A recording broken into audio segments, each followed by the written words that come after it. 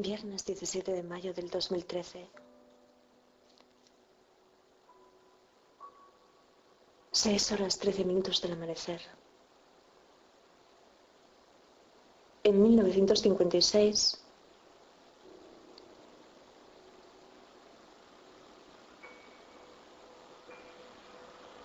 en la revista de estética y crítica de arte, Moritz Wade replanteará la necesidad y la función de la teoría en la comprensión de la naturaleza de la experiencia del arte. A continuación, en 1958, Monroe C. Beardsley publicará su célebre Estética, Problemas en la filosofía del criticismo, que determinará el inicio de una tendencia teórica que dominará gran parte del área anglosajona y que tendrá por objeto tanto el análisis del discurso en la teoría estética contemporánea como la delimitación de las propiedades que yuxtaponen y reducen lo artístico y lo estético, confundiendo o ignorando la disociación artefacto-obra. Una vez más, la discusión se planteará en los términos de la estructura de la cadena triangular: realidad, arte, conocimiento. El arte, en tanto representación de la realidad, y el arte, en tanto forma de conocimiento. La reducción de la obra al artefacto y viceversa, y la yuxtaposición de obra y artefacto implicarán un presupuesto básico que determinará el carácter reductivo de estos planteamientos, la búsqueda de las condiciones semánticas, propiedades y rasgos definitorios que determinen la esencia del arte.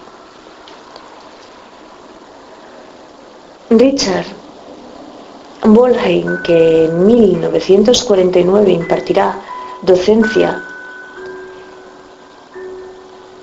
en la University College London, Nelson Gottman, que se doctorará en la Universidad de Pensilvania,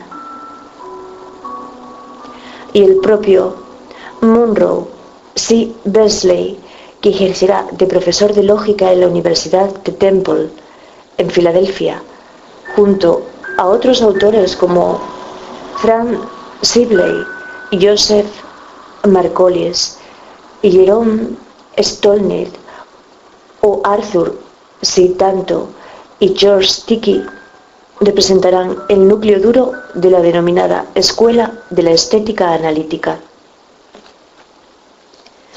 Su especial pragmatismo y el relativismo de sus concepciones les distanciarán teóricamente de la tradición europea. La influencia del positivismo lógico, en concreto de la obra de Rudolf Carnap y de la filosofía del lenguaje, sobre todo de la obra de Austin y Searle, marcarán la deriva reduccionista de estos intelectuales en la concepción de la experiencia del arte, que llegará hasta el continente europeo, sobre todo a partir de los comentarios de Jean-Pierre Commetti, Jacques Morizot y Roger Puipet, y de la traducción de Daniel Loris del célebre compendio de textos bajo el título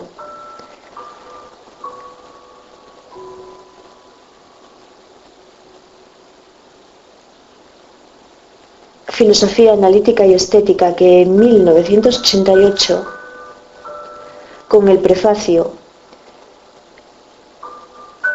de Jacques Taminoux, publicará la editorial francesa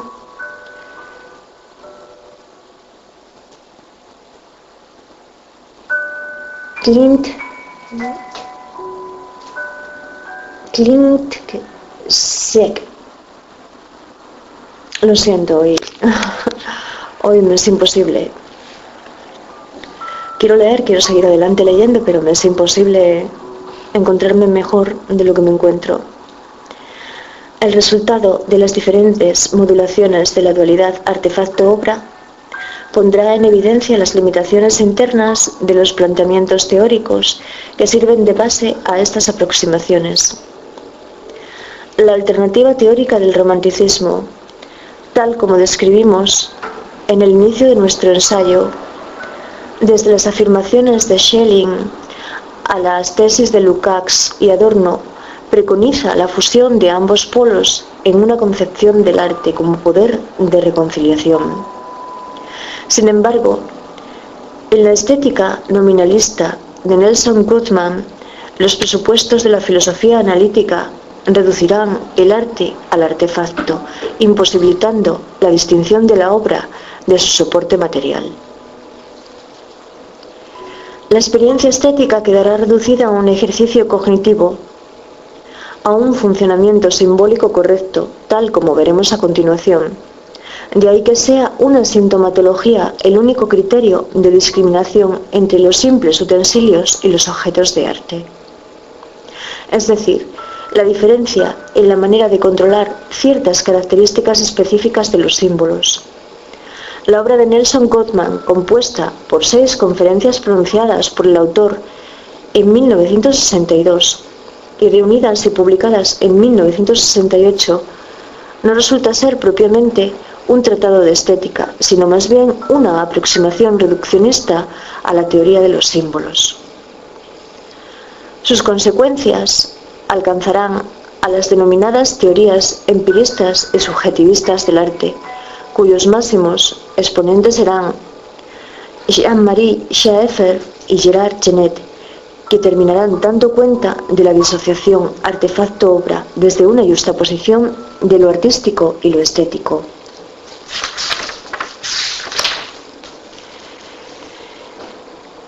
En el caso de Schaeffer, la teoría especulativa del arte concebirá la especulación sobre las relaciones realidad-arte y conocimiento como fundamento y legitimación de las diferentes manifestaciones artísticas a lo largo de la historia. La estética habrá dependido en exceso del discurso filosófico que ha justificado su reflexión, hasta el extremo de modificar y determinar la creación artística. De ahí que la propia sacralización del arte haya sido consecuencia de una metafísica general, cuyas consecuencias han sido negativas ante el placer que debe procurar toda atención estética.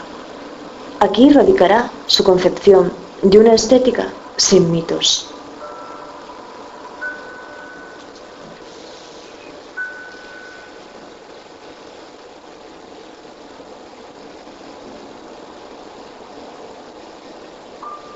En consecuencia, procederá al análisis de la obra de arte desde la conducta estética como una modalidad específica de relación cognitiva, terminando con la descripción de los objetos estéticos y su relación con la atención, propugnando una estética entendida en términos de conducta de atención, como el tipo de actividad cognitiva regulado por un índice de satisfacción inmanente a la propia actividad, con lo que la evaluación será siempre externa a la obra.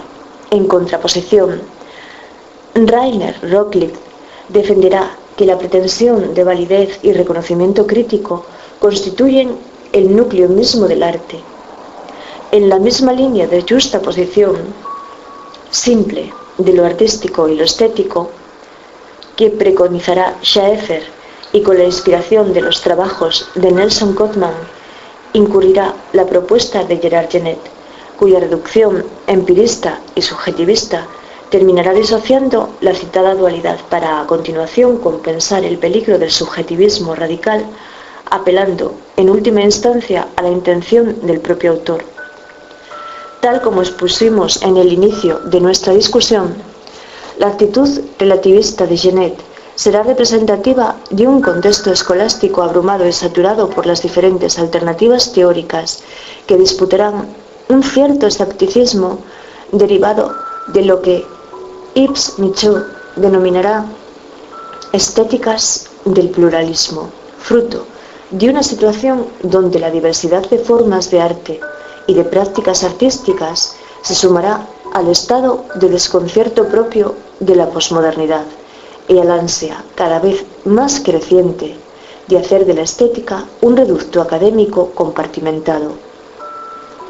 El peligro denunciado en esta deriva reduccionista tendrá su máxima expresión en la búsqueda de criterios externalistas que den solución al problema esencial de lo que sea el arte.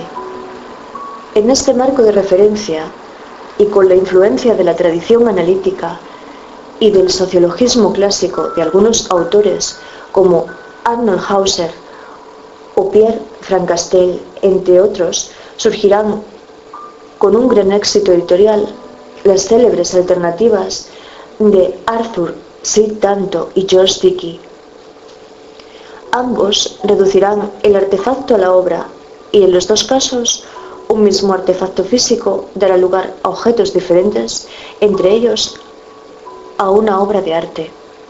El desarrollo teórico en el denominado mundo del arte será quien transforme por reducción el artefacto en obra, lejos de dar respuesta de forma inmanente a la cuestión esencialista sobre el arte.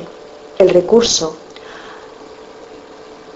a la reducción externalista propondrá una nueva definición.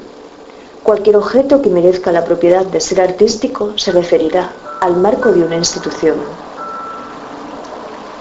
En el análisis de los controvertidos objetos del arte del siglo XX, sobre todo los ready-made de Marcel Duchamp y los facsímiles de Andy Warhol, Danto buscará esa extraña alquimia que será capaz de transfigurar la banalidad en obra de arte, poniendo en tela de juicio el estatuto de su definición.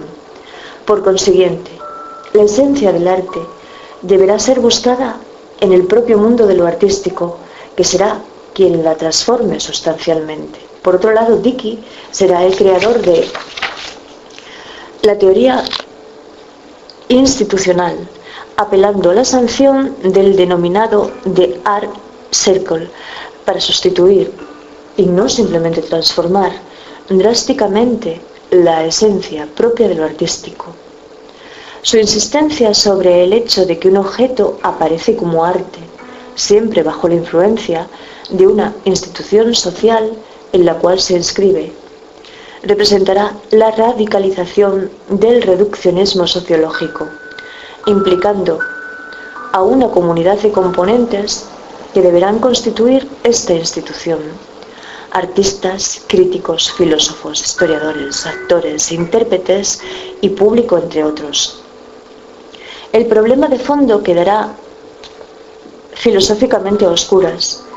La discusión sobre la indeterminación esencial del arte permanecerá en los límites de las convenciones institucionales. La naturaleza y especificidad de la experiencia estética quedará puesta en entredicho. Las críticas a las deficiencias reduccionistas y al relativismo extremo de estas aproximaciones serán numerosas.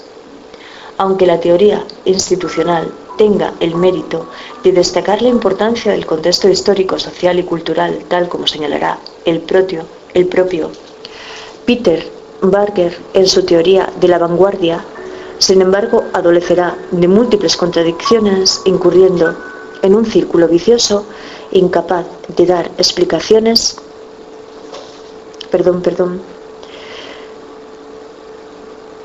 Aunque la teoría institucional tenga el mérito de destacar la importancia del contexto histórico, social y cultural, teoría institucional. Aunque la teoría institucional tenga el mérito de destacar la importancia del contexto histórico, social y cultural, tal como señalará el propio Peter Barger en su teoría de la vanguardia,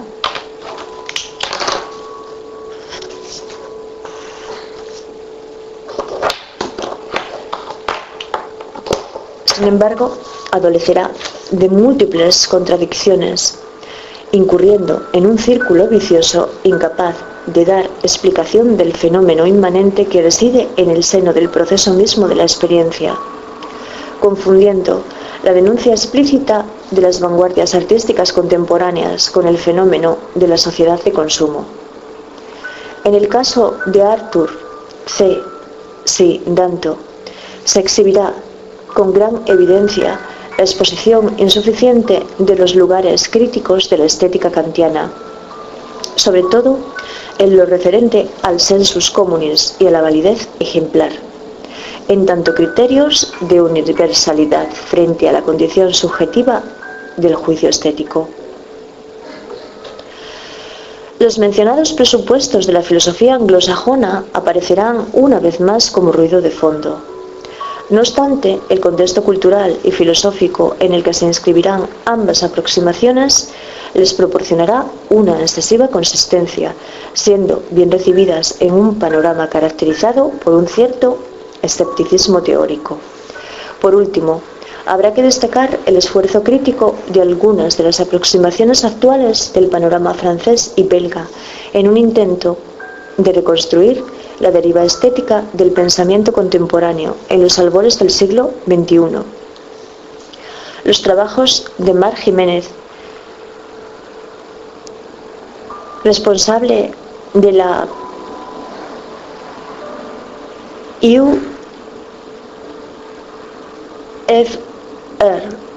UFR de las Artes Plásticas y Ciencias del Arte y director del Centro de Investigaciones de Estética en la Universidad de París. Los citados ensayos de Daniel Payot, profesor de Filosofía y presidente de la Universidad Marc Bloch en Estrasburgo. Las obras de Maribon Sasson, profesora de Filosofía y Estética en la Universidad de París X en Nanterre y presidenta de la Sociedad Francesa de Estética, fundada en 1931 por Victor Bass, bajo la presidencia de Paul Valéry.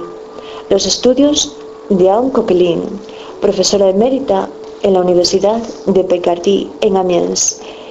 Las publicaciones de Dominique Chateau, profesor en la Universidad de París, Panteón Sorbona.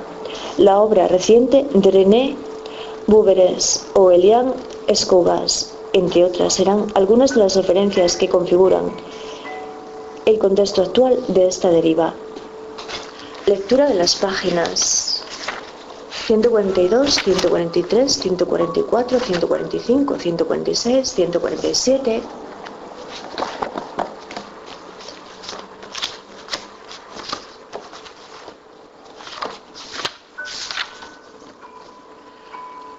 De realidad, arte y conocimiento. La deriva estética tras el pensamiento contemporáneo. Del profesor Luis Álvarez Falcón, doctor en filosofía. Con prólogo de Ricardo Sánchez Ortiz de Urbina. En la editorial Jorsori, en la colección Tendencias.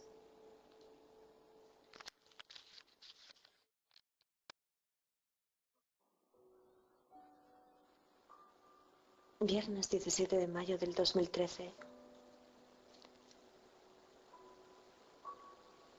6:13 del amanecer.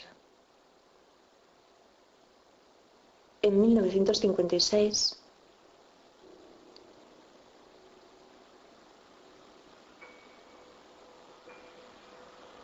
en la revista de estética, la discusión se planteará en los términos de la estructura de la cadena triangular: realidad, arte, conocimiento. El arte, en tanto representación de la realidad, y el arte, en tanto forma de conocimiento.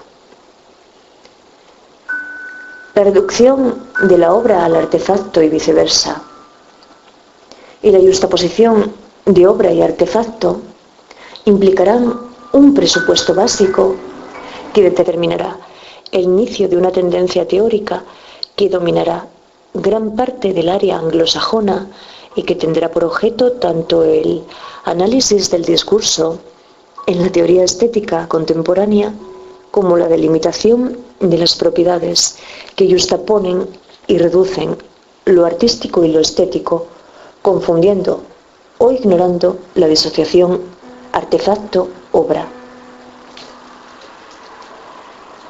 Una vez más, terminará el carácter reductivo de estos planteamientos, la búsqueda de las condiciones semánticas, propiedades y rasgos definitorios que determinen la esencia del arte. Richard Wollheim, que en 1949 impartirá docencia en la University College London, Nelson Goodman, que se doctorará en crítica de arte, Moritz Wade replanteará la necesidad y la función de la teoría en la comprensión de la naturaleza de la experiencia del arte. A continuación, en 1958, Monroe C. Beardsley publicará su célebre Estética, problemas en la filosofía del criticismo.